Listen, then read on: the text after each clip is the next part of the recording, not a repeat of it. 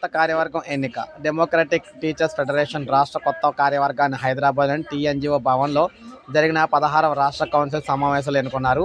అధ్యక్షుడిగా ఎం సోమయ్య, ప్రధాన కార్యదర్శి టి లింగారెడ్డి, ఉపాధ్యక్షులుగా వి రాజిరెడ్డి, శ్రీశైలం, ఇక చాపబాబు, సృజన, దాసు, కార్యదర్శులుగా శామ్యూల్, రామస్వామి, శ్రీనివాసరెడ్డి, శ్యామ్ లింగయ్యలు ఎన్నికయ్యారు. వీరితో పాటు అధ్యాపక జ్వాల మాసపత్రిక ప్రధాన సంపాదకులుగా ఎం గంగాధర్, ఆడిట్ కమిటీ కన్వీనర్గా సదానందం, సభ్యులుగా జాన్ నాయక్, ప్రవీణ్ కుమార్లు ఎన్నికయ్యారు. ఈ మేరకు డిటిఎఫ్ ఒక ప్రకటన కూడా విడుదలైతే చేసిందనమాట.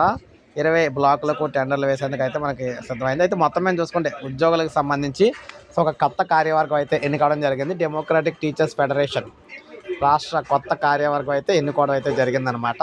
సో ఇది మనకి కొత్త ఉద్యోగ సంఘం అయితే మనకి ఎన్నికలు అయితే జరిగినాయి. వీరందరూ కూడా అందులో అయితే గెలుపొందిన వారు అనమాట. సో ఇది మనకి తాజా సమాచారం. ఒక లైక్ చేయండి, సబ్స్క్రైబ్ చేసుకోండి, మన ఛానల్ సబ్స్క్రైబ్ చేసుకొని ఫాలో అవుతూ ఉండండి.